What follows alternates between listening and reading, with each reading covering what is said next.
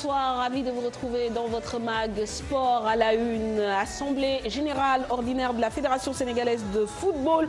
Augustin Senghor profite de cette tribune et se prononce sur les questions polémiques. Une AG boycottée par Djamil Faye et Madi Touré, deux présidents de club qui dénoncent certains dysfonctionnements. Retenez que la date de l'Assemblée générale élective est fixée au 12 août prochain.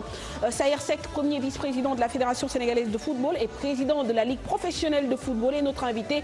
Nous débattrons bien sûr de cette actualité fédérale, mais aussi celle de la Ligue 1. Ligue 1 où Génération Foot continue son parcours sans faute, leader incontesté après 17 journées de championnat. GFC tient-il la cadence? Les Crabes se devaient de prendre les 3 points cet après-midi contre les Gabelous de l'AS Douane. Le stade de Mbour respire enfin, les stadistes qui ont renoué avec la victoire ce dimanche devant le Casa après 5 revers consécutifs. La deuxième partie de ce mag sera consacrée aux arts martiaux. Nous recevrons tout à l'heure sur ce plateau Maître Nafissatou Gueye, membre du comité directeur de la Fédération sénégalaise de judo et disciplines associées. Les arts martiaux, parents pauvres du sport sénégalais malgré le nombre de titres, absence de solidarité, manque d'infrastructures et de moyens. Le diagnostic est peu flatteur. Nous terminerons comme d'habitude avec les buzz du web. Des jeunes de quartier chantent, dansent et supplient un policier de pardonner le chauffeur de leur bus de car rapide arrêté pour infraction. Des images qui suscitent forcément interrogation sur l'évolution de notre société. Voilà pour le sommaire. Merci de votre fidélité et bienvenue à tous.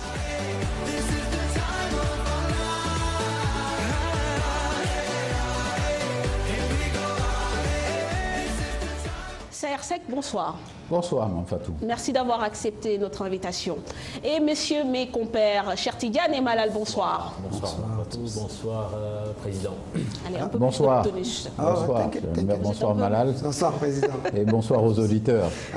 Voilà. Et puis, nous aurons bientôt un invité surprise, on va dire un artiste Docta qui est un graffeur. Vous aurez remarqué qu'il y a un petit vide autour de ce plateau, normal. Donc le tableau est en train d'être préparé par donc, cet acteur culturel, organisateur de festivals et qui est un formateur également sur tout le continent africain, qui va laisser libre cours à son imagination pour nous proposer donc le logo de Sport à la une qui va nous accompagner lors de nos prochains numéros. Nous le verrons certainement à l'œuvre durant cette émission. Mais l'actualité, c'est évidemment cette assemblée générale annuelle de la Fédération sénégalaise de football avec donc des faits saillants, notamment ce boycott de Madi Touré, car selon lui, il n'a pas reçu comme la session le stipule le règlement, le budget prévisionnel 60 jours avant. Une AG qui a aussi quitté le président de GFC, Djamil Faye. C'est la 3e fois que cela arrive en 6 ans. Les mêmes causes produisant les mêmes effets. Une autre personne aurait été accréditée pour GFC, en l'occurrence Amadou Gueye, représentant l'association du club. Une anomalie que dénonce Djamil Faye, qui demande encore une fois à la Fédération sénégalaise de football de trancher le débat. D'ailleurs, il va saisir la chambre des résolutions des conflits. Alors, tout de suite, on va se mettre dans le bain. Président Saher, comment expliquez-vous que la personne qui se signe pour permettre à GFC de jouer dans toutes les compétitions officielles organisées par la Fédération sénégalaise de football et la Ligue Pro ne puisse assister à l'AG de la Fédération sénégalaise de football? Oui, alors Manfatou, le problème de Guédiawaye est un problème qui devient récurrent. Il est effectivement paradoxal que Djamil Faye, qui est quand même un acteur important de notre football, ne puisse pas assister aux assemblées générales de la fédération. Ce qu'il faut savoir, c'est que quand le problème s'est posé, la fédération a aussi un certain nombre de règles et un certain nombre d'instances.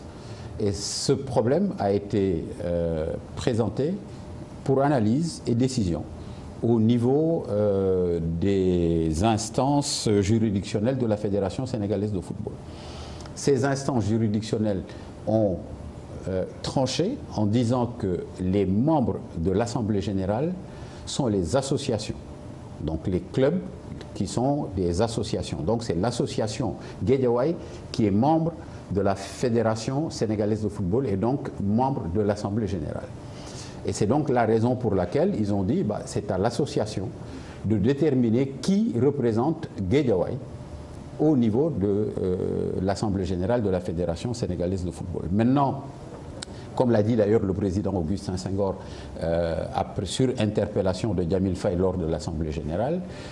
Il y a un problème qui est un problème au sein de Guédiawaye entre la section professionnelle et Djamil Faye, qui a d'ailleurs en outre précisé que, y compris les sections amateurs, sont un peu aujourd'hui sous sa coupe. Et donc je pense qu'il y a aujourd'hui quand même une démarche qu'il faut avoir de manière à régler définitivement cette question au sein de Guédiawaye. Alors le problème est un problème qui est plus un problème interne au club de Guédiawaye qu'un problème d'assemblée générale. Donc la fédération choisit celui avec qui il est en odeur de sainteté. Non, c'est pas cela. Je vous ai dit que ce sont les organes juridictionnels de la Fédération sénégalaise de football qui est un organe indépendant de la fédération qui rend ses décisions. Quand vous êtes candidat et que vous n'avez pas réuni l'ensemble des dispositions qui sont des dispositions statutaires, malheureusement, vous ne pouvez pas vous présenter. Donc, en réalité, c'est donc un organe juridictionnel. Ce n'est pas l'Assemblée générale de la Ligue, de la Fédération, ni le président Augustin Senghor, ni le comité exécutif qui en ont décidé. C'est l'organe juridictionnel qui en a décidé et qui a décidé que c'est l'association qui est membre de l'Assemblée générale de la Fédération sénégalaise de football. Maintenant, on a d'autres cas où on a des sections professionnelles et des sections amateurs qui se sont entendues et à ce moment-là, on a effectivement un représentant qui est le représentant de la section professionnelle qui représente le club. Oui. Le problème, c'est qu'à Guédiawaye, il n'y a pas d'entente et que ceux qui sont au niveau de la section amateur, au niveau du club, de l'association, loi 1901, décide que c'est eux qui doivent effectivement aller à l'Assemblée générale de la Fédération. Mais président, seulement ce fait-là, ce n'est pas nouveau. C'est la troisième fois que Djamil Faye rencontre ces problèmes dans les rencontres de la Fédération. Tout à fait. Est-ce que les membres de la Fédération que vous êtes n'avaient pas jugé nécessaire d'aller jouer aux sapeurs-pompiers pour éviter de donner à Djamil l'occasion de tirer sur vous? Non, mais écoutez, le problème, ce n'est pas que Djamil tire sur nous ou ne tire pas sur nous. Je pense que quand on a fait les choses de la manière la plus logique et la plus équitable possible, on n'a pas peur, effectivement, de ces différentes décisions. Ça, ce sont des décisions qui sont des décisions juridictionnelles. La Fédération sénégalaise de football ne peut pas prendre des mesures concrètes, pratiques, qui soient en césure avec les décisions de ces différents organes juridictionnels. Ceci dit, le problème qui est un problème interne à Guédiawaye peut faire l'objet d'un traitement qui est un traitement hors, j'allais dire, Assemblée générale de la Fédération sénégalaise de football, de manière à ce que Djamil Faye et les membres de l'association puissent s'asseoir de manière à ce que, dans le dispositif contractuel qui les lie, que cette question-là soit quand même une question qui soit une question tranchée. Mais outre les assemblées générales, qui est votre interlocuteur au niveau de Guédiawaye? Est-ce l'association ou c'est Djamil Faye? Non, au niveau de l'Assemblée générale de la Fédération sénégalaise de football, c'est l'association, puisque notre organe juridictionnel a décidé que c'était l'association. Donc c'est l'association qui nous a envoyé un courrier pour dire telle personne est accréditée pour participer à l'Assemblée générale, qui est reçue et qui est accréditée au niveau de l'Assemblée générale. Président, sauf que la veille, le Djamil Faye d'ailleurs l'a souligné, je pense, lors de son discours, la veille pour récupérer un chèque, il a fallu que sa signature soit apposée sur un courrier. Et c'est ça un peu la contradiction. C'est lui qui signe pour envoyer justement les équipes de GFC dans les différentes compétitions, mais en même temps, on ne lui donne pas cette possibilité, ce pouvoir de pouvoir représenter son club. Est-ce que ce n'est pas un peu contradictoire? Même vous, à votre niveau? Non, ça ne l'est pas. Ça ne l'est pas. Nous, à notre niveau, je ne sais pas si vous parlez de la Ligue professionnelle. Non, je veux dire au niveau de la fédération. Non, au niveau fédéral, le problème, il est que quand l'association Guédiawaye décide que quand il y a une subvention, c'est Djamil Faye qui vient chercher, la fédération, elle n'a absolument aucun problème. Je veux dire, on ne peut pas demander aujourd'hui à la fédération de régler un problème qui est un problème interne à Guédiawaye. La seule chose que la fédération peut faire, c'est effectivement s'entremettre entre les deux parties, de manière à ce que de forme définitive, cette question puisse être effectivement une question réglée.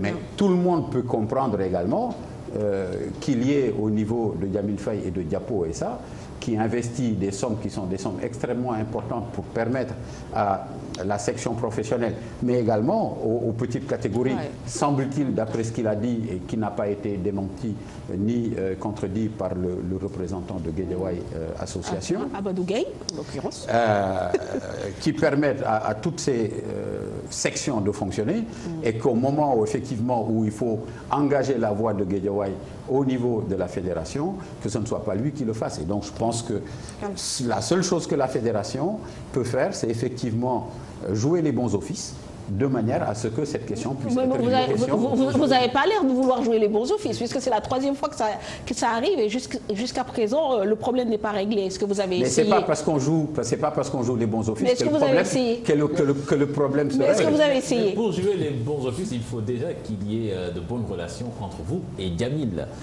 Mais en réalité, moi je n'ai pas de problème avec Djamil. Socialement, Djamil est quelqu'un avec qui je traite de l'ensemble des différentes questions sociales. Dernièrement, on a partagé 3 fois des vols. On a discuté pendant 4 heures ou 5 heures pendant la totalité du vol. On peut être divergent. Djamil peut avoir des positions qui sont des positions divergentes des miennes ou qui sont des positions divergentes de la ligue que je gère ou de la fédération. Mais vous savez, la vie et les progrès est fait effectivement de ces contradictions.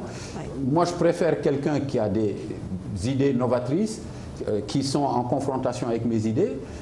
Ça me permet de valider mes idées et de valider que j'ai raison. Mais s'il a raison, écoutez, on est tous là pour le progrès du football sénégalais. Si Djamil a raison, ce n'est pas parce que c'est Djamil Faye qui porte l'idée que l'idée va être effectivement jetée à la poubelle. Très bien. Alors, Saher, on va encore vous interpeller sur l'autre cas qui est intervenu donc samedi, Madi Touré, qui lui demandait justement pourquoi il n'a pas reçu, comme le stipule le règlement, le rapport 2016, le budget prévisionnel 2017, 60 jours avant.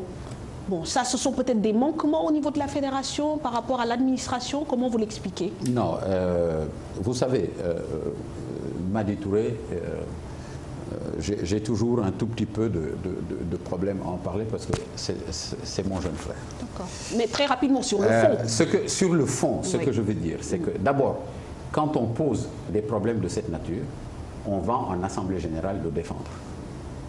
Parce que l'Assemblée générale est une Assemblée générale de délégués indépendants de clubs.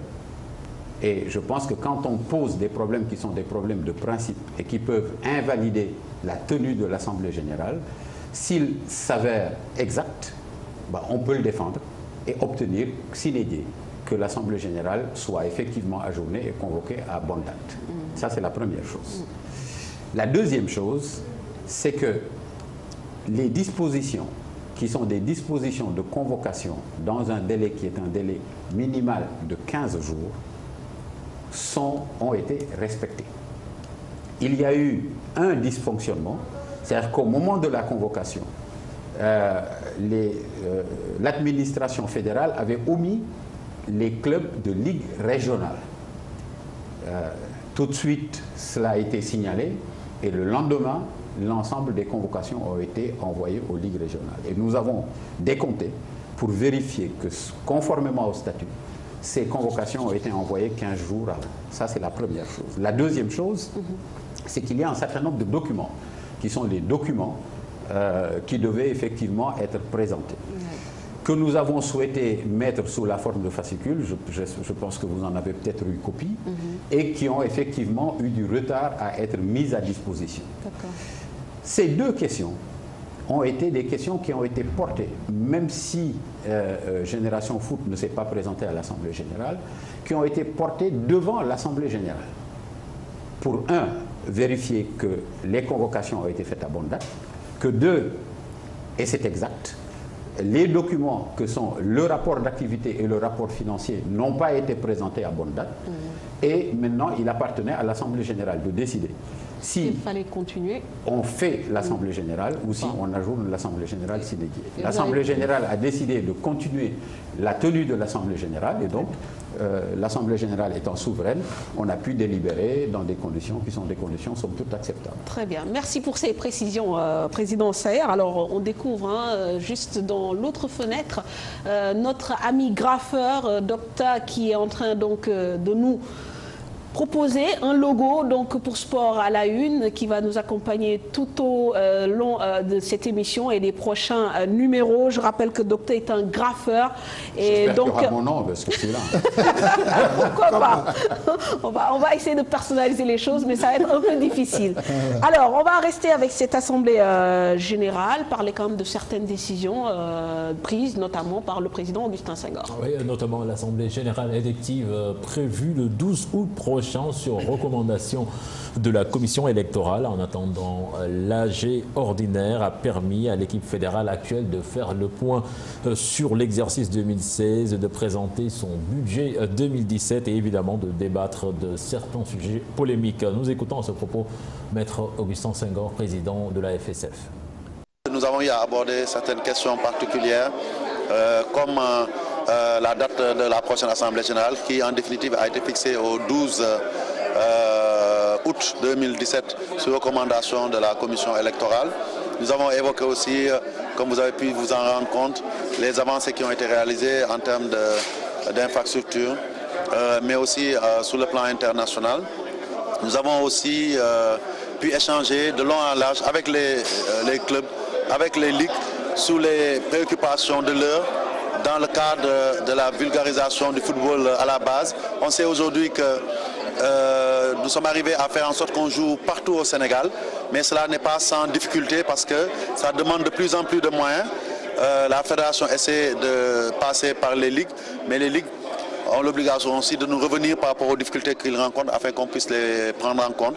Nous avons pu aborder toutes les questions sans tabou. Nous avons pu aussi régler, je pense, certaines questions liées à des débats qui étaient sur la place publique concernant les sponsors, concernant notamment l'équipementier, concernant les finances de la fédération. Et tout ça s'est fait dans la transparence. Et globalement, je pense que c'est une assemblée générale qui s'est bien tenue, qui nous permet aujourd'hui de fermer l'exercice 2016, mais aussi, en attendant les élections prochaines, le mandat de 4 ans de l'équipe fédérale qui est en place. Donc, bien entendu, place à la prochaine Assemblée générale élective. Et dès les prochains jours, le secrétaire général, avec la commission électorale, va se mettre d'arrache-pied sur ça. Nous avons évoqué aussi les échéances à venir. Nous savons que nous avons l'équipe de beach soccer qui va jouer la Coupe du Monde, l'équipe de U20 qui va jouer la Coupe du Monde et surtout nous avons des matchs importants de l'équipe A avec en juin les qualificatifs de la Coupe d'Afrique, mais surtout en août et en début septembre, 2 matchs importants pour la Coupe du Monde où nous devons tout faire pour assurer ces matchs-là. Voilà, donc le président Augustin Senghor qui revient sur le contenu essentiel de cette assemblée générale, ce qui nous permet de rebondir à Saher Seck sur justement certaines questions polémiques, on va dire entre guillemets. Mais moi je vais remonter il y a 2 semaines de cela avec les matchs amicaux du Sénégal où il y a quand même quelques couacs qui ont été notés, même si du côté de la fédération on ne veut pas l'entendre de cette oreille. Notamment il y a eu ces problèmes de visa pour une partie des joueurs et de la délégation sénégalaise. Il y a eu ces difficultés de règlement à l'hôtel, notamment à Londres, où un joueur offre un moyen de paiement en lieu et place des autorités fédérales et ministérielles. Et peut-être en dernier point, on parlera également des équipements incomplets de Romaï. Effectivement, Augustin Senghor a apporté quelques éclairages, mais quand on sait qu'un club comme Djambar est habillé par un équipementier comme Adidas, pourquoi un vice-président comme Saher ne peut pas démarcher un tel équipementier? Bon, c'est des questions que l'on pose. Donc aujourd'hui, par exemple, pourquoi c'est quoi sur ces 2 derniers matchs amicaux alors qu'on pensait que c'était une histoire ancienne? Ben, écoutez, il n'y a de nulle œuvre humaine qui soit parfaite. Moi, je suis désolé que 2 prestations de qualité de l'équipe du Sénégal soient reléguées vraiment absolument au second plan sur des questions qui sont des questions de visa, qui sont des questions réelles. Nous avons eu des problèmes effectivement pour obtenir les visas pour pouvoir aller en Angleterre. Ceci dit, le Nigeria qui était censé nous recevoir en Angleterre a déplacé moins de joueurs, c'est ça? a déplacé moins de joueurs parce qu'il a eu encore plus de problèmes de visa que le Sénégal. Je crois qu'ils étaient 17, alors qu'au Sénégal, on était 20. Et on choisit d'ailleurs de ne partir qu'avec 20, parce que de la même manière que Adama Mbengue, Moussa Wagué, moi-même et le reste de la délégation, puisqu'on a pu obtenir les 13 visas donc le lundi, si on avait fait venir Kara et Diao Baldé, on aurait pu effectivement obtenir leur visa de manière à être 22 ou 23 au niveau de Londres. Vous auriez été pour les délais? Évidemment, on est arrivé la veille du match, ce qui n'a pas empêché les 2 qui étaient justement dans ce cas-là, qui étaient Moussa Wagué et Adama Mbengue, de faire des matchs vraiment de très haute facture. Adama Mbengue ayant d'ailleurs été l'homme du match. Donc, on a vu derrière que le Burkina Faso, qui devait jouer contre le Nigeria, a demandé à annuler d'ailleurs son match compte tenu des mêmes difficultés de visa. Ouais. Alors, il est évident que l'ensemble de ces questions ne peuvent pas simplement, on ne peut pas se contenter d'une réponse de tout le monde a eu les difficultés, donc bon, bah voilà, nous on a eu moins de difficultés que les autres. L'histoire des visas quand même, c'est le moins grave. Il y a une expression en Wolof, Malal, vous allez m'aider, beaucoup moitié.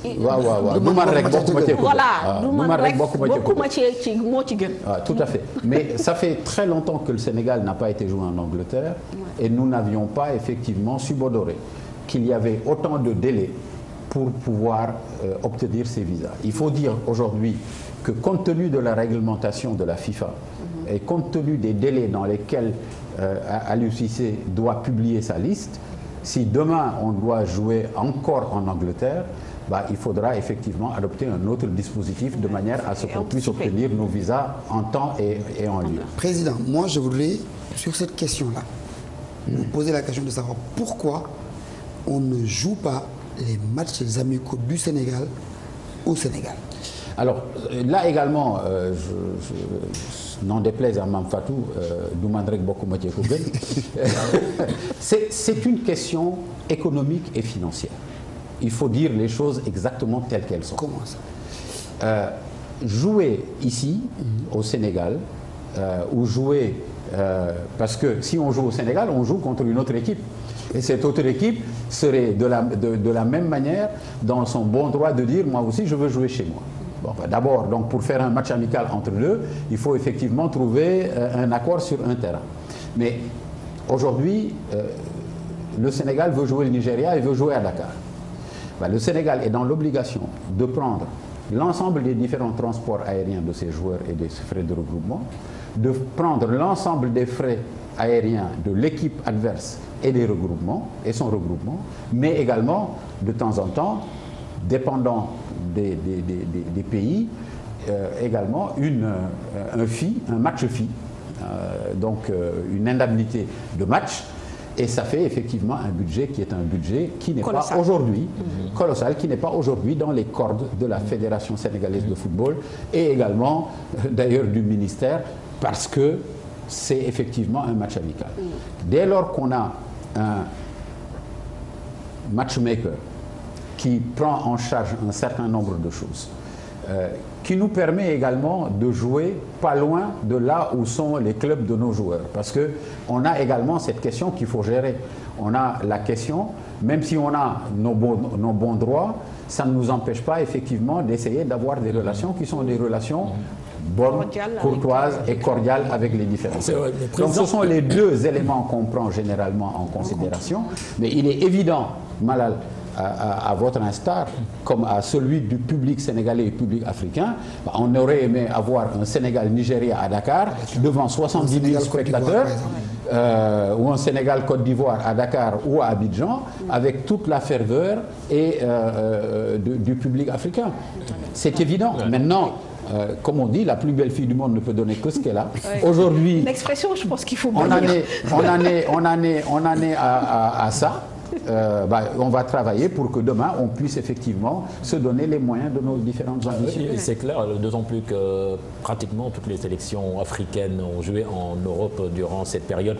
Mais quand même, les mêmes causes produisent les mêmes effets. Ouais, mais quand même, on l'a dit, ce problème de visa, sans doute, c'est le moins grave problème de tous les problèmes qui sont posés à Londres.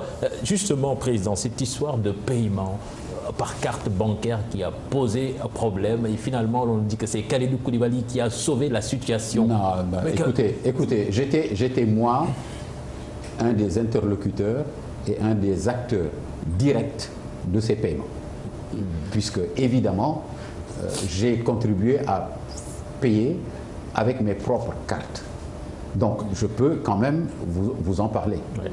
C'est pour ça qu'on vous a... Ce qui s'est passé, c'est que d'abord, on a eu quand même un problème avec l'hôtel en ce qui concerne l'interprétation. L'hôtel a booké un certain nombre de personnes et le premier jour, sur les 30, allez, je donne un chiffre, les 30 chambres qu'on devait avoir, on a eu 4 occupations, ensuite on en a eu, je crois, 11, ensuite on en a eu... Et l'hôtel a souhaité que la totalité des 30 chambres soit payée sur la totalité d'un certain nombre de tous les jours. De réservation. Voilà. Sous contrainte, à ce moment-là, on bloque effectivement les chambres. À un moment, nous avons négocié de manière très dure et très ardue, hein, et vraiment, je suis modéré quand je dis ça, mais pour éviter effectivement que nos jeunes de retour à l'entraînement se trouvent devant effectivement porte close, nous avons effectivement dû accepter. La première conséquence, c'est que la somme d'argent rapportée par le DAGE du ministère des Sports n'était pas suffisante. Ce n'est pas la peine de s'en cacher. Mais l'autre problème, c'est que c'était en euros. Et donc, quand il a fallu partir au match, l'équipe est partie sans le DAGE et sans moi-même, pour qu'on puisse trouver un certain nombre de solutions à ce problème-là. On a donc pu faire du change au maximum de ce qu'on a pu faire, puisque l'hôtel au dernier moment nous a dit nous on ne prend pas des euros, on prend que des livres sterling. Et donc quand on a payé et qu'il restait un certain nombre de paiements, une certaine somme, donc j'ai dit au DAGE c'est pas un problème, moi je donne mes cartes. Et donc on a commencé à faire les paiements et au moment où malheureusement j'ai eu des cartes qui ne passaient plus, donc le temps que j'appelle ma banque pour leur demander de débloquer les plafonds des cartes, on a dû aller au match revenir, et quand on est arrivé sur les 31 000 livres, il y avait 5 554 livres qui restaient à être payés.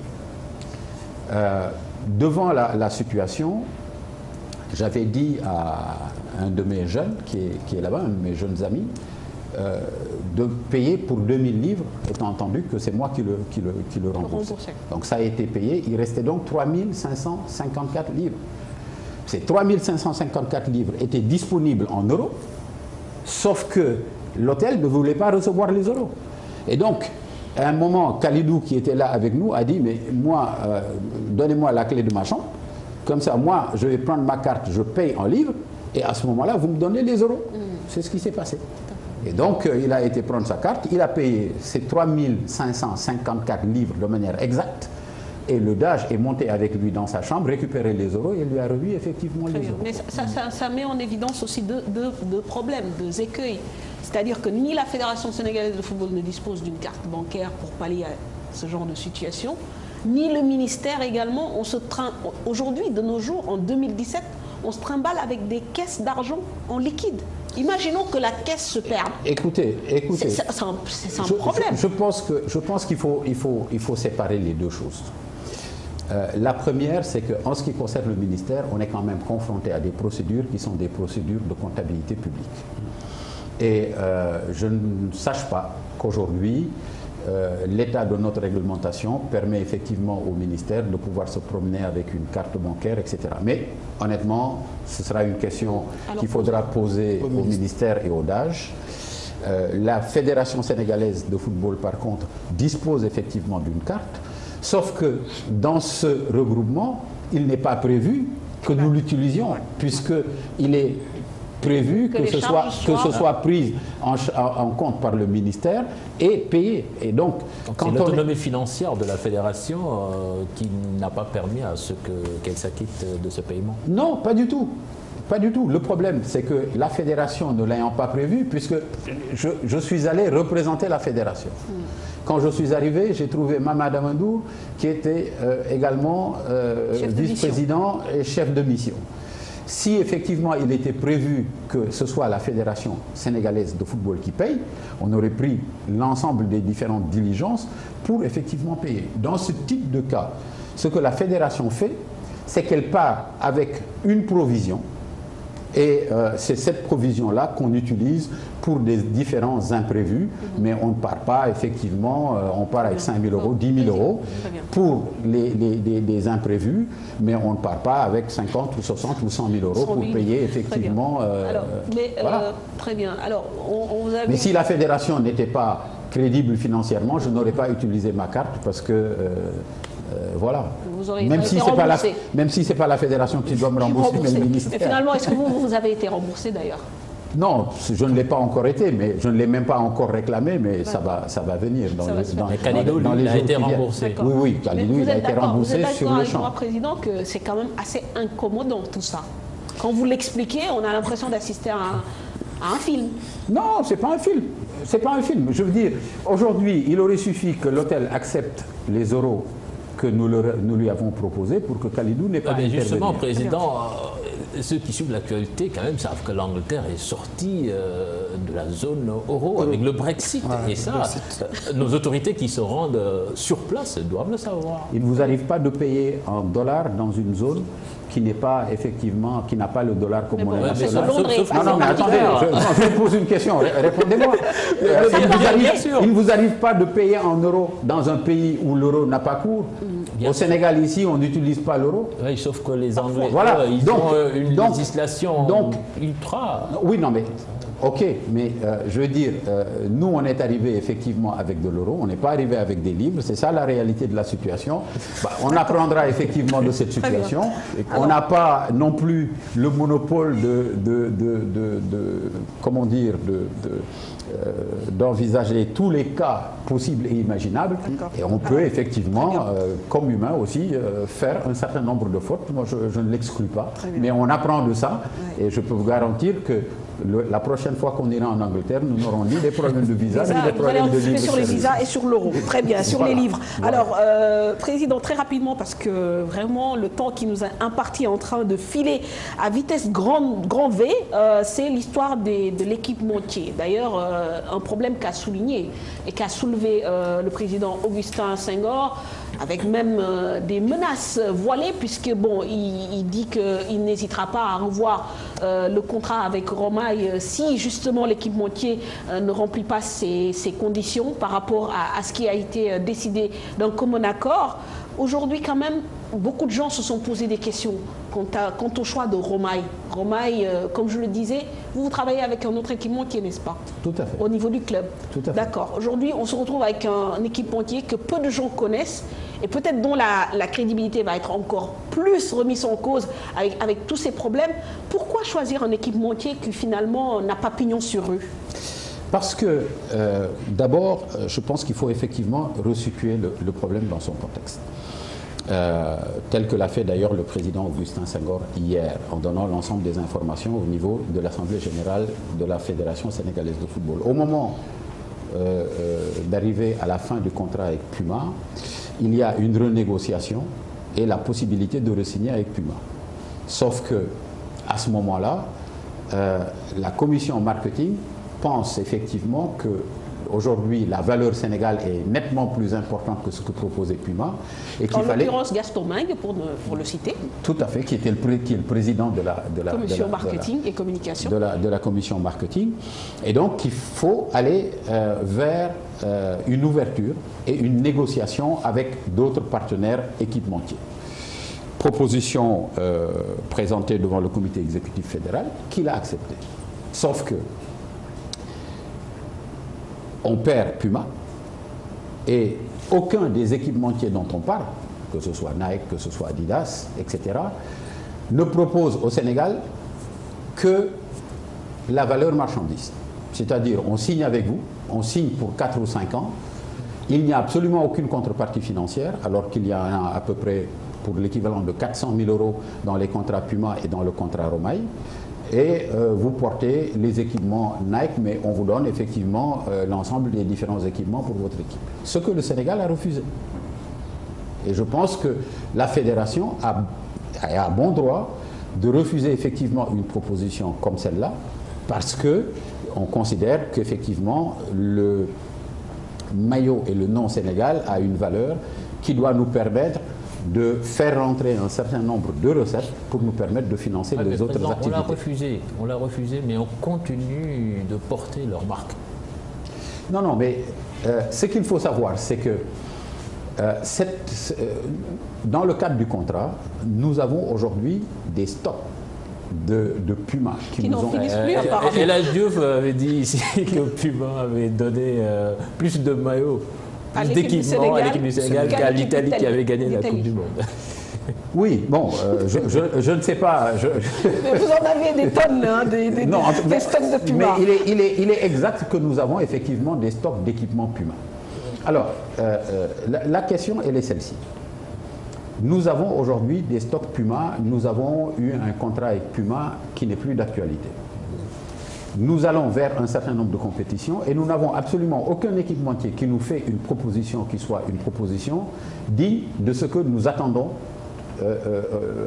pour l'équipe nationale du Sénégal. Que fait-on? Est-ce qu'on va acheter des maillots qui sont des maillots vierges, où on demande aux producteurs locaux de le faire? Ou est-ce qu'on va acheter des maillots qui sont forcément d'un équipementier, chez Adidas, chez Nike, etc., en dépensant l'argent de la fédération?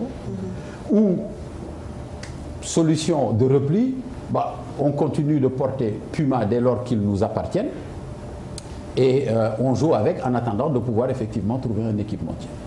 À cette question qui a été posée effectivement au comité exécutif fédéral et sur laquelle on a discuté, la réponse qui en est ressortie, c'est qu'on ne va pas faire de dépenses. On préfère utiliser ces dépenses pour le football féminin, le beach soccer, le football des jeunes et les autres footballs à développer, que d'aller effectivement acheter des équipements en attendant de pouvoir. Alors, Romaï vient avec une proposition. On est parfaitement conscient que Romaï est un nouvel équipementier.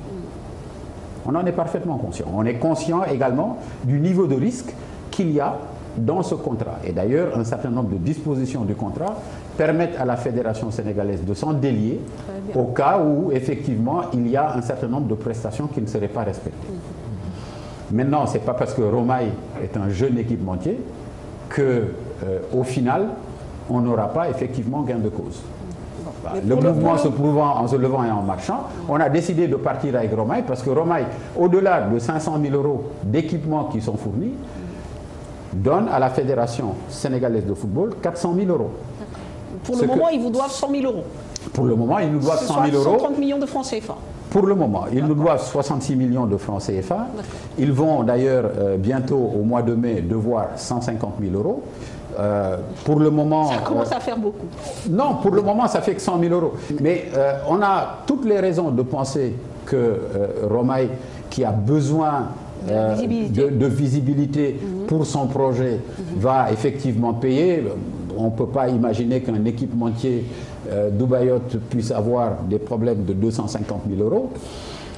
Ceci dit, le contrat est un contrat qui a été signé sur 2 ans. laissons le temps au temps et nous évaluerons.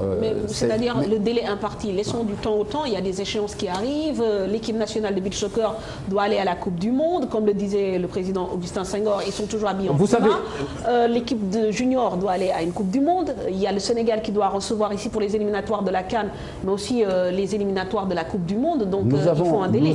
Nous avons aujourd'hui, et le président Augustin Senghor en a donné l'information hier en Assemblée générale, plusieurs conteneurs d'équipements qui sont flottants et qui donc devraient arriver. Donc on n'est pas inquiet en ce qui concerne la question des équipements. Pour le moment, on est en train effectivement de faire le travail de manière à ce que la contrepartie financière puisse rentrer. Puisque la priorité c'est là-bas pour le moment. Non, la priorité est là-bas parce que quand les équipements flottent, on a effectivement un connaissement pour dire qu'il y a des équipements qui sont dans un conteneur, qui se trouvent dans un bateau qui part de Chine pour arriver effectivement au Sénégal. Donc ça, au moins, on le sait comme information.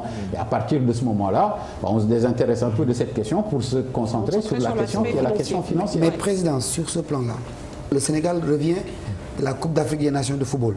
Au début, Romaï n'était pas là. Après, les joueurs se sont habillés en Romaï pour faire la compétition. Est-ce que le stock qui a été déployé au Gabon pour cette CAN a été totalement épuisé? Non, ce stock-là n'est pas totalement épuisé.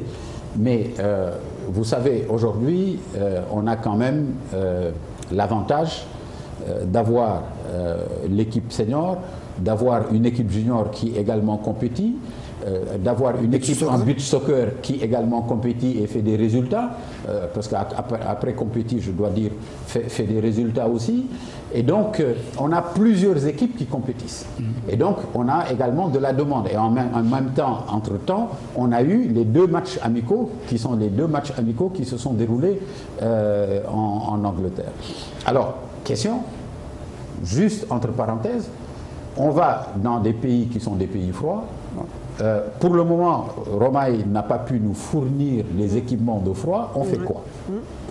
On dit, on respecte le contrat et pour que Mampatou ne dise rien, on met pas de Puma et on laisse les gamins crever de froid.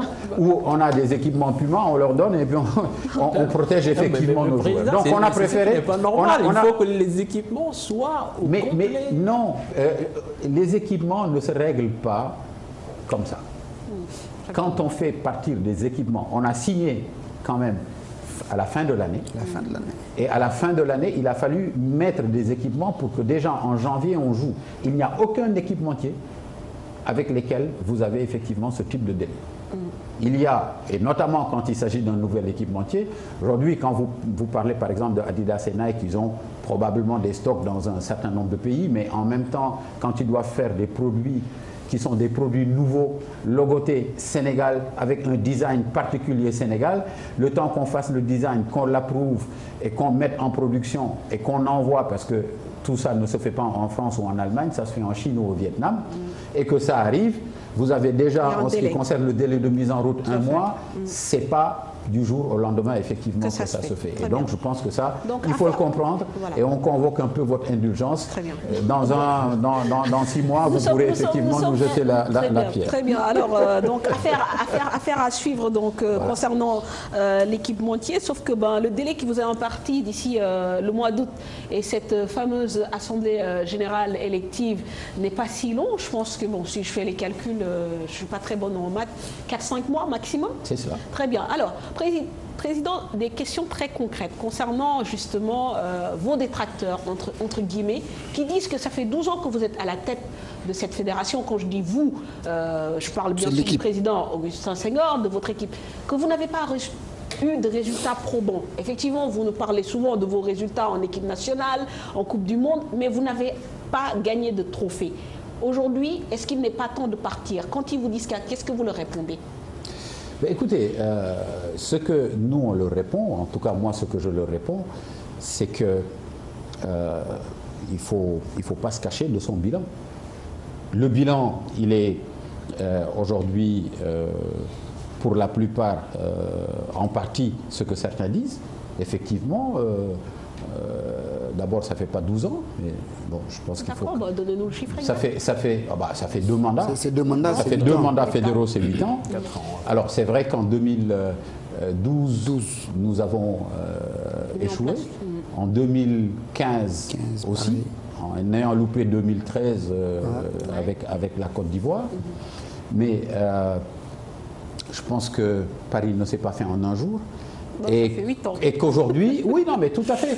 Mais je pense qu'aujourd'hui, il y a quand même, ce dont il faut se souvenir, c'est qu'au Sénégal, en 2009, il n'y avait pas de football. On est resté quand même 15 mois sans qu'il y ait un championnat national au Sénégal. Aujourd'hui, au Sénégal, on joue au football et partout. L'équipe nationale de football au Sénégal n'a pour le moment pas gagné de trophée et c'est notre ambition, chacun d'entre nous. Moi, je rêve du jour où le Sénégal, effectivement, va brandir un trophée. Si ça me trouve encore aux affaires, et je l'espère, ce sera peut-être à ce moment-là le moment de tirer effectivement sa révérence. Mais quand même, je pense qu'il faut accepter que quand on a des équipes de jeunes qui aujourd'hui jouent de manière régulière les compétitions africaines. Je vous rappelle qu'il y a quelques années en arrière, on n'avait même pas d'équipe de jeunes engagée dans les préliminaires et dans les qualifications des tournois de jeunes. Quand on a deux finales, quand on gagne en beach soccer, quand on a aujourd'hui une équipe nationale du Sénégal qui ressemble à quelque chose et qui a tous les moyens d'avoir une ambition qui soit une ambition africaine, qui a des moyens de se qualifier en Coupe du Monde, on ne peut pas dire que le bilan est un bilan qui est nul et qui est égal à zéro. Mais justement, Président, souvent, vous invoquez souvent cette petite catégorie. On dit que le Sénégal fait des Coupes d'Afrique, fait de bons résultats chez les jeunes. Alors que la plupart de ces jeunes proviennent de ces académies telles que Djambar, Génération Foot, Darussalam. Et ça, ce n'est pas le travail de la fédération. Même si c'est la Fédé qui chapeaute mais quand les joueurs viennent de Liverpool, de West Ham, d'Anderlecht, de Turquie, ce n'est pas non plus le travail de l'équipe nationale. Et à ce moment-là, pourquoi on nous rend responsables de ce bilan? Faut savoir. Ouais, faut savoir. Mais justement, faut savoir. Mais en en plus du fait que je trouve que c'est quand même faire mauvaise querelle à la fédération de dire que ce n'est pas le travail de la fédération. C'est aussi le travail de la fédération de permettre que ces petites catégories jouent de manière à ce qu'on puisse effectivement identifier ces jeunes. Ces académies dont vous parlez, qui ne sont pas d'ailleurs les seuls pourvoyeurs de ces différentes équipes. Ouais, elles ne jouent pas sur la Lune. Elles jouent bien au Sénégal, sous l'administration de la Fédération sénégalaise de football. Et ces jeunes sont des jeunes qui compétissent dans nos différentes équipes. Aujourd'hui, moi je viens de faire match nul contre l'US Gorée et Djambar. Dans l'équipe de Djambar qui a joué, on a des jeunes qui étaient dans la sélection U17 qui a joué ici contre la Tunisie et contre la Guinée, qui ont joué effectivement ces matchs. Pour que ces jeunes puissent s'aguerrir et demain en U20 nous valoir des satisfactions, je ne crois pas que la fédération soit aussi neutre que ça. Mais Président, est-ce que... Organiser ces compétitions... Mais c'est le minimum. Mais c'est la raison pour laquelle, si ce minimum doit être dans le crédit de l'équipe nationale, les performances... Et encore, on n'en est pas totalement satisfait parce que ces performances n'ont pas encore abouti à des titres, sont quand même aussi à mettre quelque part au crédit de l'équipe nationale. On ne peut pas dire tout ce qui est mauvais est au crédit de l'équipe nationale, mais tout ce qui est bon, l'équipe nationale, la fédération sénégalaise n'a rien à voir avec. Mais Président, au regard des sommes qui sont engagées dans le football, est-ce qu'aujourd'hui on doit se suffire de dire qu'on a été quart de finaliste, que la petite catégorie a été finaliste, alors que le peuple dans son ensemble veut gagner quelque chose? Est-ce que vous pensez que les fédéraux se suffisent de cela? Ben non, c'est une question qu'on vous pose. Sincèrement. Non, mais... Parce que quand vous dites que la petite catégorie a fait ceci, on a joué en équipe nationale, on a gagné et tout ça, mais l'équipe nationale A, qui se trouve être la vitrine du Sénégal, à chaque fois elle est présentée comme étant une équipe favorite. Et à chaque fois, elle est éliminée. Et souvent, quand on vient, on dit ouais, on va continuer le travail. Elle est présentée comme une équipe favorite par vous. C'est vous qui installez le classement systématiquement. FIFA, c'est pas nous, Non, ça c'est Oui, oui, FIFA. non, je ne parle pas du classement FIFA. Si le Sénégal est numéro 1 africain, c'est pas de notre faute. Non, le classement FIFA, c'est en 2017. D'accord. On a eu des campagnes avant 2017. Et avant 2017, chaque fois que le Sénégal, de toute façon, part en compétition, l'équipe du Sénégalaise est considérée comme favorite. Et à juste titre. Un statut que vous assumez aussi. C'est à juste Non, titre. Quand on fait des éliminatoires sans faute, qu'on a des joueurs dont le talent, en tout cas en Europe, est reconnu en valeur intrinsèque aujourd'hui, est-ce que le Sénégal est moins bien loti que le Cameroun? Je ne pense pas. Non. Donc naturellement, non. Le Sénégal fait partie des favoris. Non, mais c'est un peu la raison pour laquelle je pense aussi qu'il faut quelque part savoir raison garder, parce qu'un match de football, en définitive, n'est qu'un match de football. Et je pense qu'effectivement, l'équipe du Sénégal qui a été éliminée par le Cameroun, tous les observateurs, vous y compris, je l'espère, ont pu effectivement voir, comprendre et dire que cette équipe du Sénégal méritait quand même de passer au moins ce tour-là pour aller ailleurs. Alors, on ne l'a pas fait. Et ça, il faut le considérer effectivement comme un échec, parce que notre ambition était effectivement d'aller en finale et d'avoir la possibilité de gagner ce titre. Ceci dit, je pense qu'il ne faut pas jeter le bébé avec l'eau du bain. Je pense qu'il y a un travail colossal qui a été fait. On a fait des éliminatoires, comme vous le dites, sans faute. On a fait un tournoi, 4 matchs. On n'a pas perdu pendant le temps réglementaire. On a perdu au penalty. Et le hasard a voulu que ce soit Sadio Mané, notre meilleur joueur et un des meilleurs joueurs africains, qui ait loupé son penalty. Je pense que personne ne peut lui en tenir rigueur. Mais je pense aujourd'hui que le Sénégal détient une équipe. Et je peux vous assurer que quand on a vu avec tout le turnover, les matchs contre le Nigeria et le match contre la Côte d'Ivoire, on détient aujourd'hui une équipe qui demain peut nous valoir effectivement de très grosses satisfactions. Et je pense qu'aujourd'hui, sans avoir à se cacher, on devrait pouvoir aller à la prochaine Coupe d'Afrique en assumant un statut de favori.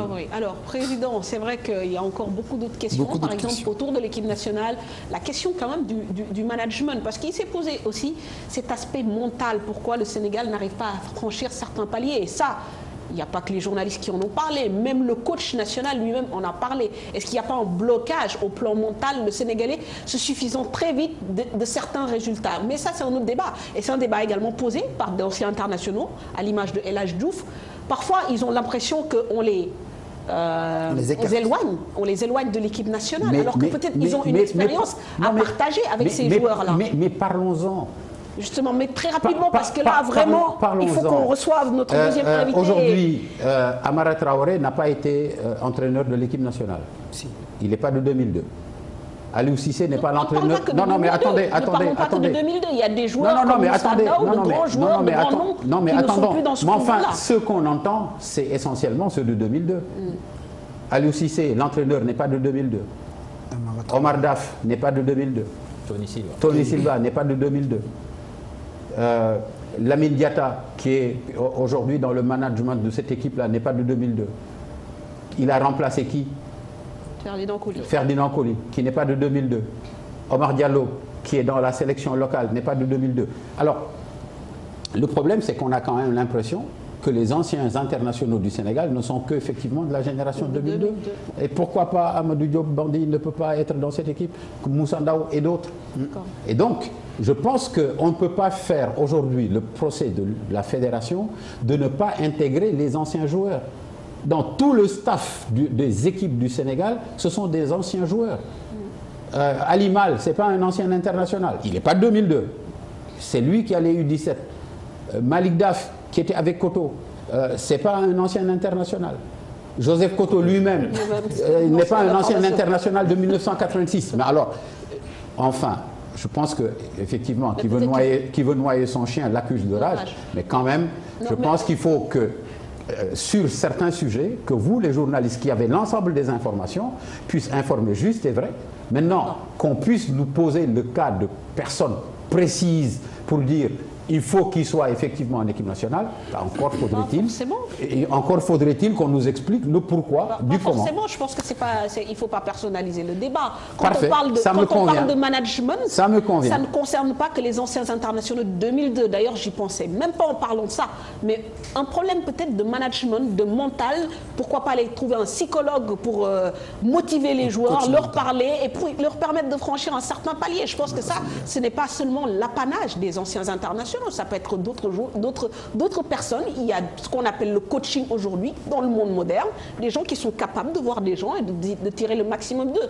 Je pense qu'au Sénégal, on a un réel souci parce qu'à chaque fois qu'on est présenté favori, on n'y arrive pas. Et ça, c'est depuis les indépendances.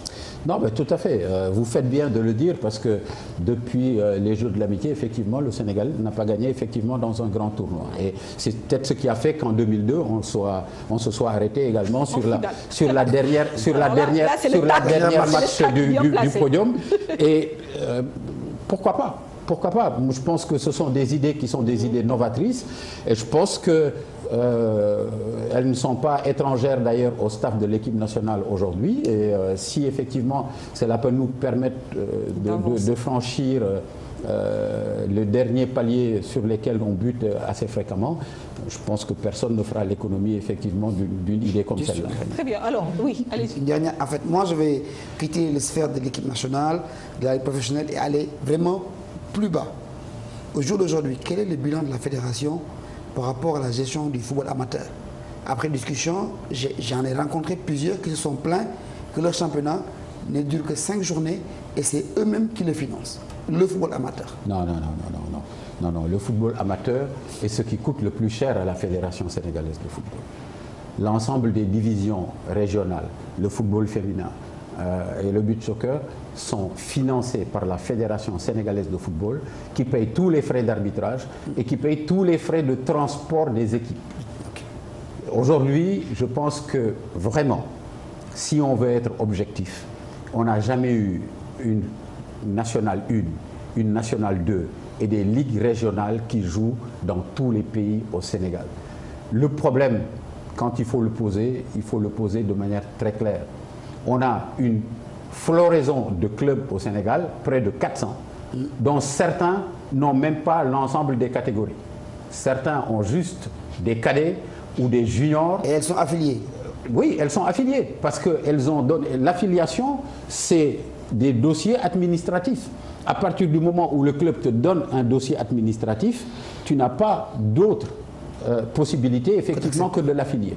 Maintenant, il y a après derrière un certain nombre d'autres critères qui sont des critères d'avoir une équipe senior, d'avoir une équipe junior, d'avoir une équipe cadette et de pouvoir s'engager.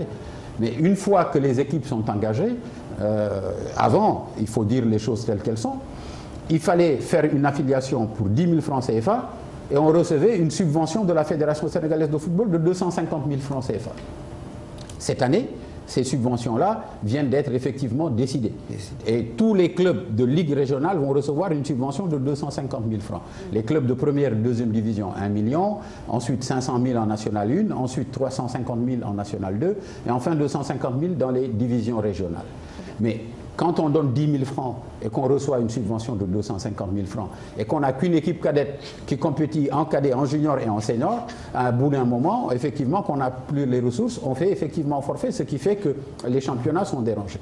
Et ça, c'est des vraies questions qui nous interpellent et sur lesquelles nous devons faire effectivement un audit de manière à ce que le club sénégalais puisse effectivement répondre à un certain nombre de critères et qu'on ait des compétitions qui soient des compétitions régulières. D'accord, je pense qu'on a dû diffuser un seul élément depuis le début de cette émission. Là, c'est plus sport à la une, c'est débat à la une. Mais Président, on va vous poser une dernière question avant de dérouler le reste de l'actualité, à savoir, est-ce que vous nourrissez des ambitions personnelles pour cette prochaine Assemblée Générale? Est-ce que vous avez envie aujourd'hui de devenir président de la Fédération sénégalaise de football? J'ai une envie, que le Sénégal remporte un trophée continental. D'accord. Ça, c'est ma seule envie. D'accord. Je n'ai pas d'ambition et d'agenda personnel en ce qui concerne le football. C'est clair. Et aujourd'hui, si vous voulez une confidence, le football me pose plus de problèmes qu'il ne m'apporte de solutions. Je suis un opérateur économique Et il m'arrive de temps en temps d'aller dans mon entreprise et de trouver mes employés avec le foulard rouge parce qu'ils ne me voient pas pendant 3 semaines. Et donc, aujourd'hui, la seule question qui vaut, c'est comment faisons-nous tous ensemble pour que le football sénégalais gagne un trophée. D'accord, mais pour ça, il faut que vous jouiez un peu plus. Là, non. Ce que vous nous dites, c'est que vous allez rester dans le giron du football sénégalais, mais à quel poste? Vous allez encore rester vice-président de la fédération? Vous avez envie encore de briguer un autre mandat ou vous avez envie de franchir un autre palier? Non, moi je ne brigue pas de mandat. Aujourd'hui, c'est Augustin Senghor qui est le président de la Fédération sénégalaise de football.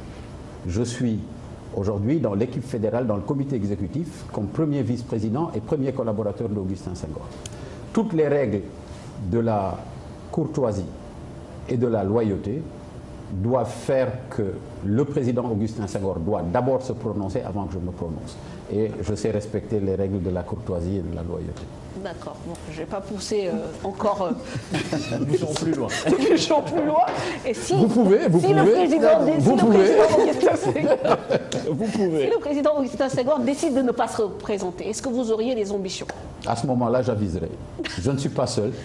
J'ai une famille, j'ai un certain nombre d'amis et de collaborateurs. Et c'est à l'issue, effectivement, de ces différentes consultations que je prendrai une décision. Très bien. Merci, Président Sayer. Restez avec nous. Très rapidement, on va parler de la Ligue 1. Justement, avec 2 résultats cet après-midi. Les Crabes de Guédiawaye qui se devaient de s'imposer pour rester justement dans les pas du leader ont concédé le nul cet après-midi devant l'AS Douane. Score final 1 but partout. Et puis, donc, GFC désormais à 8 points des académiciens de GF. Diambar non plus, n'avance plus. Et contraint au nul en première heure par l'US Gorée. Je crois que c'est 5 matchs sans victoire. Tout à fait. Voilà. Donc, 2 matchs nuls, 3 défaites. Bon. 2 points sur 15. Vous êtes dans le creux de la vague. On est dans le creux de la vague, mais je suis un homme de la mer et donc je pense que bientôt on pourra surfer sur le haut de la vague. C'est ce qu'on vous souhaite en tout cas. Donc, et puis toujours dans cette actualité Génération Foot, donc vous allez découvrir tout de suite les images qui poursuivent. Donc on le disait, son parcours sans faute. Les académiciens se sont imposés devant Bourg-Petite-Côte. Score 2-0. C'est évidemment Ibrahima Niane qui a inscrit un doublé. But marqué à la 12e minute, puis à la 70e. Et donc, il faut juste retenir que l'international junior porte son compteur à 12 réalisations actuellement. Aucune défaite pour les hommes d'Olivier Perrin depuis le début de la phase retour. Désormais qu'ils ont assuré leur maintien, les Grenats peuvent se projeter sans pression sur le reste de la saison et peut-être qui sait remporter le titre. Ils sont bien partis. Ils sont bien partis. Oui. Bon, Diambar pourra peut-être les faire trembler? Non, je ne crois pas. Je ne crois pas. Aujourd'hui, Diambar n'a d'autre ambition que d'assurer une bonne deuxième moitié de ce qui reste du championnat. Mais Génération Foot est bien trop loin et dans une dynamique positive pour que Diambar puisse l'inquiéter. Très bien. On parle de Stade de Mbour, Malal? Non, c'est... De Stade de Mbour qui renverse le Casa Sport, évidemment. Victoire des Mourois, 2-1. Donc, le coup d'arrêt pour cette équipe du Casa Sport qui nourrit des ambitions également. D'accord, on va écouter alors les 2 coachs, si vous voulez bien, Atanas Tendeng et Youssouf Dabo. Après cette rencontre où quand même le Stade de Mbour nous a permis de découvrir quand même nous a gratifié de 2 super buts. On va les regarder, on va les découvrir ensemble. Magnifique. Très jolis buts. Ouais, on n'a pas l'habitude de les voir parfois. Alors, Président, très rapidement, non, on va laisser dérouler on va donc donner les résultats en entier de cette 17e journée. Le Stade de Mbour qui bat le Casa Sport 2-1. Le Giraffe qui s'impose 2-1 devant le Ndiambour de Louga. Génération Foot Bourg-Petite-Côte 2-0. NGB bat Linger 1-0. Tenguet FC US Wakam, match nul, 1 but partout. Cet après-midi, match nul, 0 but partout entre l'US Gorée et Diambar, et l'AS Douane qui fait match nul également, 1 but partout face au Guédiawaye Football Club. Donc le Génération Foot leader avec 37 points plus 17. Deuxième Guédiawaye FC 29 points. Troisième Giraffe 28 points plus 6 en bas de tableau. L'US Gorée donc est 13e avec 13 points moins 5. Ndiambour 14e 13 points moins 13. Alors rapidement la Ligue 2, Malal? Oui, avec l'équipe de... encore donné à Cher? Bon, non, il m'a filé la feuille de Ligue 2, il n'y a pas de problème. D'accord, pour la Ligue 2 alors.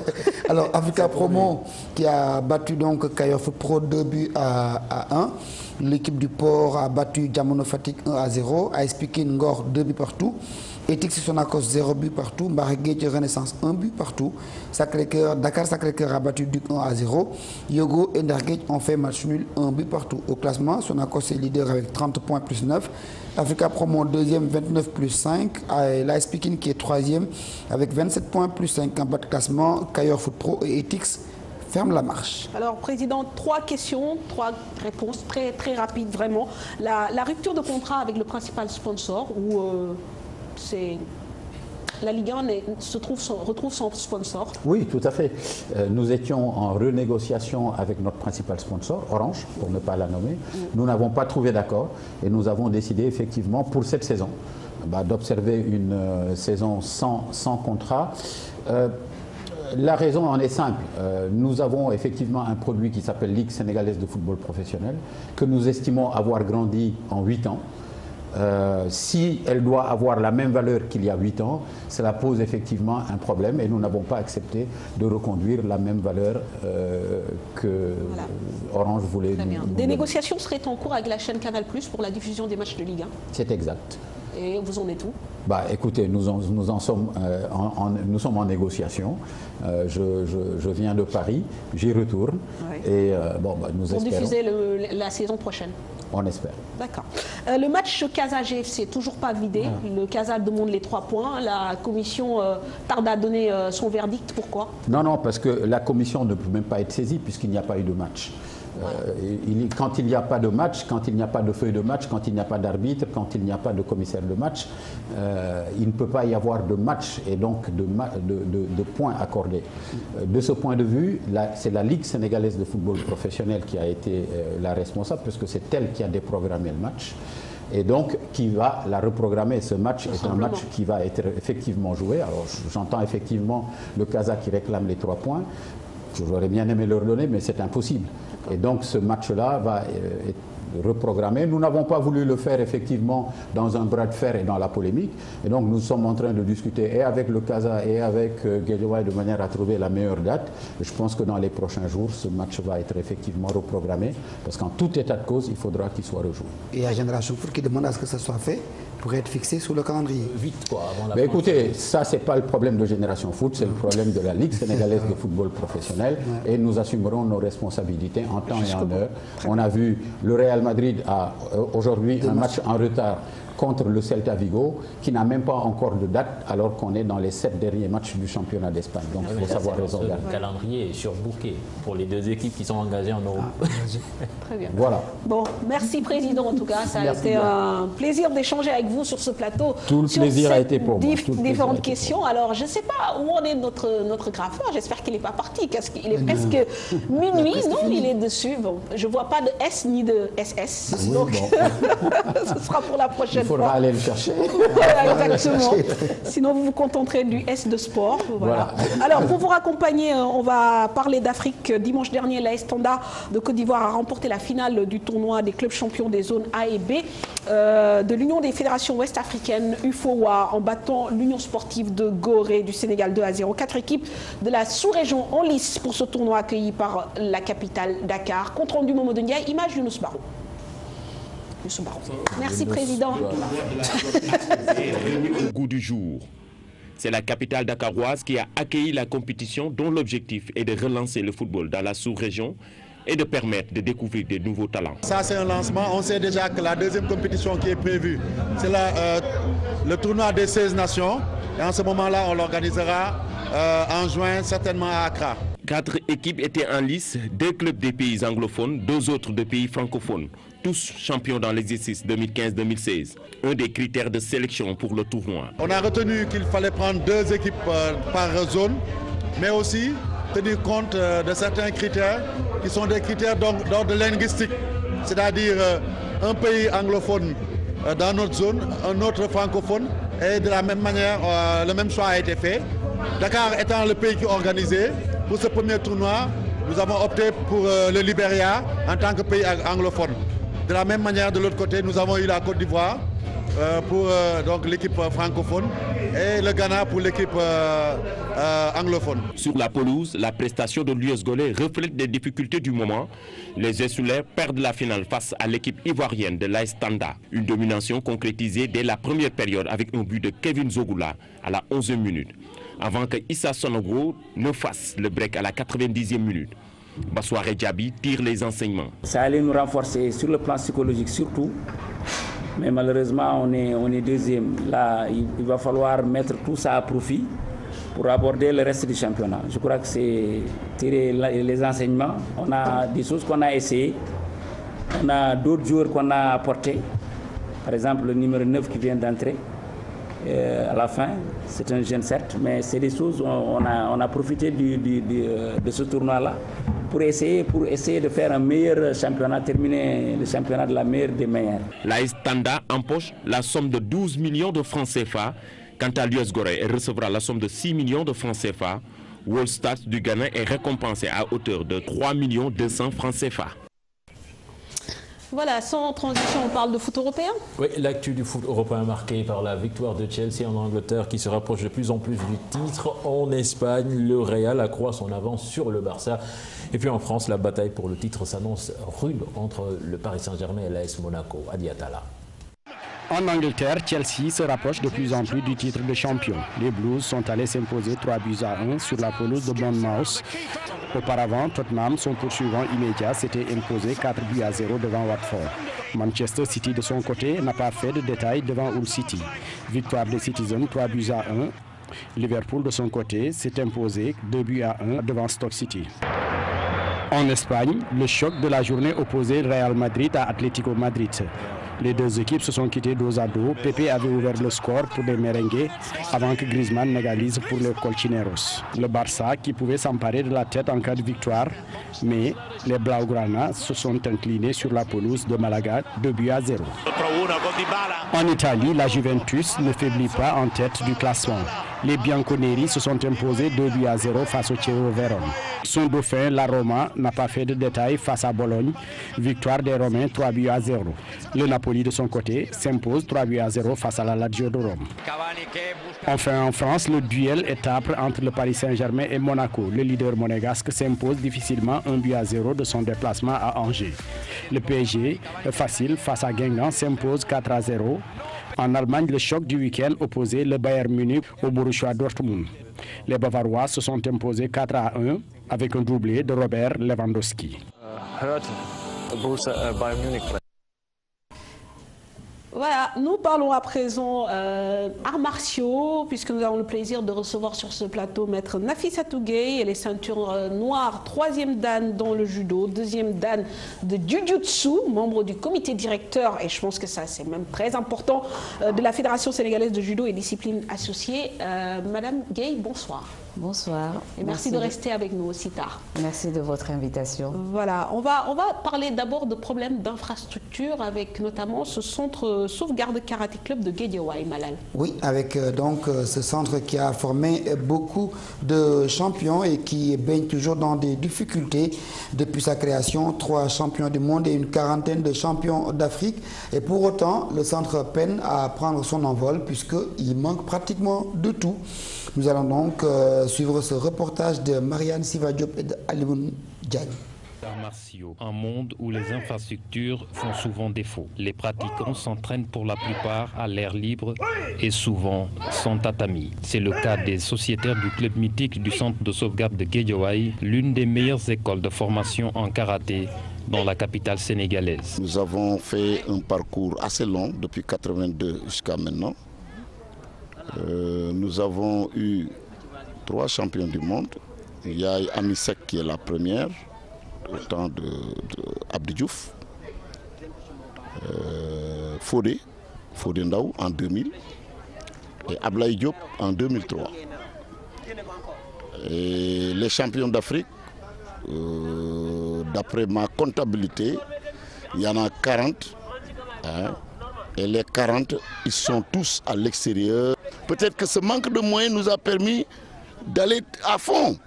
Si vous venez ici, au moment où nous préparons les champions, vous direz, mais est-ce que c'est des karatékas ou des athlètes?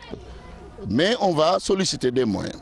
On va solliciter des moyens pour voir est-ce que ça va changer ou pas. Malgré toutes ces difficultés, le club arrive à s'organiser. Donc les gosses là, ils payent. Chacun paye 1000 francs. Le trésorier, il est là, c'est lui qui garde l'argent. Les adultes, ils vont venir bientôt. Eux, ils payent 3000. Tout cet argent-là, on récupère ça. Et la priorité, c'est les compétitions, les passages de grade. C'est ça la priorité. Et les champions qui auront à aller à l'équipe nationale en regroupement ou bien même à voyager, le club les aide. Et maintenant, ce qui reste de l'argent, on va intéresser les gens qui sont là, qui nous donnent des coups de main au niveau des groupes. Ce sont mes élèves, ils ne sont pas payés. Mais il est normal que quand quelqu'un rentre, vous lui donnez un petit 500 francs pour lui dire « tu prends le car rapide pour rentrer ». Voilà en fait notre secret. Pour pallier cette situation, combattants et dirigeants du centre lancent un appel aux autorités sportives. Les autorités de Guédiawaye et même en dehors de Guédiawaye, s'ils peuvent venir aider le centre sauvegarde, parce qu'on est un club, je peux dire même le meilleur club du Sénégal, parce qu'il n'y a pas un club qui a plus de titres que nous. On a besoin d'aide. On est seul avec le Sensei qui est là tout le temps avec nous. Il nous aide de près tout le temps, même quand il est malade, il est tout le temps là. On fait partie de la ville de Guédiawaye, on rapporte toujours des trophées pour Guédiawaye. Donc c'est normal qu'au moins la ville de Guédiawaye reconnaisse au moins depuis 1982 jusqu'à aujourd'hui. Il faut qu'on les voie. Honnêtement, on a besoin de cette aide. On va faire un gala, on va les inviter et on va leur demander quand même qu'on a besoin d'aide. À l'image du centre de sauvegarde de Guédiawaye, beaucoup de clubs d'arts martiaux rencontrent des problèmes d'ordre infrastructurel, mais aussi d'équipements sportifs. Merci Marianne et Daniel Diouf. Alors Maître Nafissatou, déjà un problème qui est récurrent chez vous. Je pense que l'idéal pour les arts martiaux, c'est d'avoir des salles fermées. Or, la plupart des combattants s'entraînent dans des salles ouvertes. Surtout au judo où on doit chuter, nous devons avoir une salle fermée et des tatamis, sans compter le judogi. Donc il y en a qui nous diront que c'est un sport de riches, tel n'est pas le cas. Parce que les arts martiaux, c'est un sport éducatif. Donc c'est un sport qu'on devrait mettre à l'école. Ça aide au développement de l'enfant, ça aide dans la socialisation de l'enfant, donc du coup ça aide la société. Et si nous n'avons pas d'infrastructure, l'enfant qui va commencer, à bout d'un moment, va arrêter parce que les parents vont trouver que l'enfant va se blesser souvent. On ne peut pas faire de l'art martial, judo, karaté à l'air libre parce que nous transpirons, nous prenons du vent. Là, si vous voyez, des fois ils sont sur le sable, donc il y a des pierres. Même sur le ciment. Sur le ciment. Donc tout ça va amener des problèmes après. Et malgré cela, ils arrivent à nous amener des médailles. Tout à fait. Ça veut dire que le Sénégalais a une capacité de se surpasser qui est incroyable. Avec du rien, on fait quelque chose d'important. Donc si nous avons des infrastructures, je ne sais pas où on va amener les arts martiaux. Est-ce que vous avez idée un peu du nombre de salles fermées, par exemple, dont dispose le Sénégal? Aucune idée. Et souvent, ce qui se passe dans la même salle, on va faire du judo, on va faire du karaté, ou si le judo, un club va faire du judo de 10h à 12h, un autre club va commencer de 12h à... C'est la même salle, juste avec des appellations différentes. Si nous prenons le dojo national, il y a le judo club Dojo Montmardien qui s'entraîne là-bas, il y a le judo club de Dakar, il y a le karaté qui est là-bas, il y a de l'aïkido qui est là-bas, il y a du jujutsu qui est là-bas, il y a le nambudo qui est là-bas. Et des fois, même que pour que l'équipe nationale puisse s'entraîner, c'est difficile parce que le dojo est occupé à temps plein. Mais vous, à Guédiawaye, vous avez formé une quarantaine de champions d'Afrique, de champions du monde. Guédiawaye, c'est une grande commune. Est-ce que vous avez saisi les autorités afin qu'on puisse vous allouer déjà une parcelle pour bien commencer et ensuite organiser des activités pour pouvoir construire votre propre salle? En fait, je ne suis pas du judo club Guédiawaye avec le karaté. Non, je parle de ça. Mais je pense que tous les maîtres de judo rêvent que d'une chose, leur propre salle. Parce que si vous avez entendu Djeo, qu'il soit malade ou pas, le maître est là. Il a ça dans le sang. Il adore former. Et des fois, c'est au détriment de sa famille. C'est-à-dire quoi? Il a un peu d'argent, il va le mettre dans une compétition, il va le mettre pour acheter des kimonos, et sa famille est laissée de côté. C'est ce qui arrive au maître de salle. Oui, mais comment régler ce problème d'infrastructure? Ce n'est pas seulement l'apanage du karaté, du judo. Au Sénégal, tous les sports ont ce problème. Mais vous, c'est la municipalité, c'est l'État ou bien des bonnes volontés qui peuvent implanter ce genre de salle? Ça va être un ensemble. C'est-à-dire souvent on parle du partenariat public-privé. Donc il faut que tout le monde y mette du sien. L'État ne peut pas construire des salles pour tout le monde. Mais une fois que l'État, dans chaque ville, construit une très grande salle où on peut avoir des compétitions, parce que vous avez, même pour les compétitions, nous avons des problèmes. La seule salle où tout le monde va pour faire les compétitions, c'est Marius Ndiaye. On y va pour le basket, on y va pour le judo, on y va pour le karaté, taekwondo, volleyball. Et des fois, qu'est-ce qui se passe? Il y a télescopage. Nous avons organisé un tournoi international de la ville de Dakar à Guédiawaye, parce que c'était pendant l'Afro-Basket. Bien. Voilà. Alors, au-delà des infrastructures, il y a également le problème des équipements qui se posent, notamment les tatamis. Vous avez des problèmes, par exemple, pour les taekwondoïstes. Je ne sais pas si ça se dit comme ça. Il y a aussi ce qu'on appelle les plastrons électroniques. Alors, c'est des problèmes en plus de ceux liés aux infrastructures. Qui doit y remédier d'après vous? C'est au niveau de la fédération ou ce sont encore les bonnes volontés? Je pense que à ce stade, il faut absolument que les sociétés nous aident. Donc on peut les appeler les bonnes volontés, le mécénat, du sponsoring, on va l'appeler comme on veut. Parce qu'on ne peut pas tout attendre de l'État, qui a, je ne vais pas dire d'autres priorités, mais qui doit s'occuper de la santé, de l'éducation, donc il va mettre un peu dans le sport. Le judo, ce que fait notre président, il a essayé de trouver des sponsors. Il a essayé de travailler avec la Fédération internationale de judo. Et pour pallier à ce problème de tatami, il a un programme qui s'appelle Judo for School, le judo à l'école. Un programme à 500 000 $ pour le Sénégal. Et il doit avoir 29 dojos. Et pour l'instant, on est à 11 dojos partout au Sénégal. Et les enseignants de ce programme suivent une éducation par Internet avec le programme IGF Academy.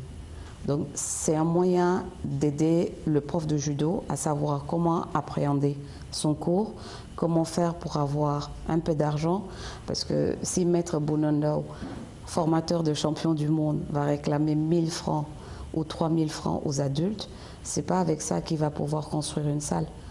Parce que ce qu'il vous dit, il ne touche même pas à l'argent. L'argent va servir aux compétitions, qui est aussi une source de dépenses. Donc il faut que les sociétés regardent, parce que toutes les sociétés ont la RSE, responsabilité sociétale de l'entreprise. C'est une partie de leur argent qu'ils peuvent investir dans les populations. C'est-à-dire une grande société à Guédiawaye va dire « je vais m'occuper d'offrir le terrain ». Où la municipalité offre le terrain, la grande société va construire et on a même du naming.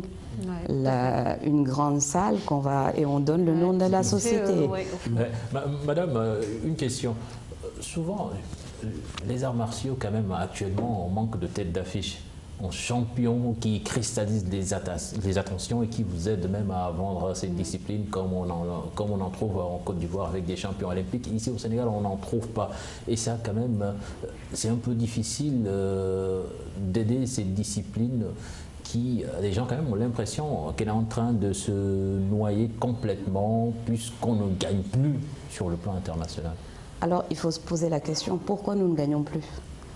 L'Ivoirien est un poulain de Baladjé. C'est Baladjé qui lui a trouvé son centre d'entraînement. La Côte d'Ivoire a investi sur cette personne. Pourquoi vous n'investissez pas? Pourquoi l'État sénégalais, pourquoi les entreprises sénégalaises n'investissent pas dans les autres sports? Il y a deux sports que je ne vais pas citer pour ne pas me faire d'ennemis. Non, non, moi j'aurais dit le football et la lutte, qui ont tous les sponsors. Voilà, oui, même pour les sponsors. Parce que si vous sponsorisez une personne qui va faire les compétitions internationales, cette personne va avoir de l'expérience. Cette personne va avoir du mental. Qu'est-ce qui nous arrive souvent? On sélectionne quelqu'un qui, pour la première fois de sa vie, prend l'avion, va dans un pays étranger. a du mal avec la nourriture, a du mal avec la langue, a du mal avec des fois l'environnement. Ouais. Et vous voulez que cette personne gagne, alors que cette personne au Sénégal fait feu et flamme, comme on dit. Question d'habitude aussi. D'habitude. Ouais. Est-ce que vous avez été pris en compte par le plan de construction d'infrastructures, par exemple, pour une nouvelle salle à Diamniadio, comme c'est le cas pour la Fédération de tir et de chasse, qui aura son centre de tir là-bas à Diamniadio. Est-ce que vous avez souscrit pour avoir au moins des terres là-bas? Oui, je sais que le président est en train de demander un terrain parce que nous sommes beaucoup aidés par la Fédération internationale de judo. Okay. Si la Fédération sénégalaise de judo dispose d'un terrain à son nom, c'est la Fédération internationale qui se charge de la construction avec le plan qu'on va lui soumettre. Tout à fait. Donc c'est comme il nous a aidés avec judo à l'école, il va aussi nous aider avec un autre programme qui s'appelle Judo pour la paix, qu'on va installer en Casamance précisément. Bien. Alors, au-delà des problèmes d'infrastructure, de moyens, il y a également la question de la formation, notamment pour les arbitres internationaux. Maître Amikole Mbeng du judo, maître Ndoubefa du karaté, maître Antagay du taekwondo sont les seules dames arbitres internationales contre le Sénégal dans les arts martiaux. Malgré leur nombre réduit, elles rencontrent énormément de difficultés pour participer aux compétitions internationales et sessions de formation. Maître Anta revient sur cette situation malheureuse au micro de Marianne Siva Diop et Masgaïa. Je suis devenue arbitre international en 2008 et les problèmes que nous rencontrons dans l'arbitrage, il y en a beaucoup. D'ordre de formation pour participer aux formations et recyclage. Dès qu'on devient arbitre international, il faudra suivre des quotas, des pourcentages sur les participations des compétitions, sur la participation aux formations et recyclage et open. Donc c'est des points qu'on marque chaque fois qu'on participe à une compétition qui est G1 ou G2, ça veut dire ranké, ou bien au championnat d'Afrique, ou bien au championnat du monde, ou bien ça dépend, les Jeux olympiques, tout ça c'est ranké quoi. Il y a des points. Voilà. Donc c'est important de participer aux formations aussi, qui constituent 40% la formation, parce qu'il faut être au diapason des nouvelles techniques pour pouvoir être invité dans les compétitions internationales, c'est très important. Mais des fois, nous rencontrons d'énormes problèmes pour l'obtention des billets. Si votre pays ne vous aide pas, c'est des problèmes. Des fois, vous n'y participez pas. Et ça m'est arrivé en 2013. Les fédérations, vous savez, ils n'ont pas beaucoup de moyens chez nous. Surtout le taekwondo. Ici, c'est le football qui est un peu riche. Mais les autres disciplines, ma foi, c'est pas facile. On se bat. Ils ont de la volonté, mais des fois, les moyens ne suivent pas. C'est ça. Donc, nous avons besoin de tutelle. Et même pas de tutelle. Parce que des fois aussi, l'arbitrage du ministère des Sports ne suffit pas. Il faut les sponsors, les sociétés qui aident le sport à avancer. Nous avons besoin de ça. On se bat, on fait des sacrifices, beaucoup de sacrifices. Je ne peux pas vous dire tous les sacrifices que nous faisons pour pouvoir réussir et être ici au sommet de l'arbitrage mondial. C'est très important. Donc, on doit nous pousser, nous aider à aller de l'avant, à participer aux compétitions, à participer aux formations. C'est très important. Nous avons besoin de l'État.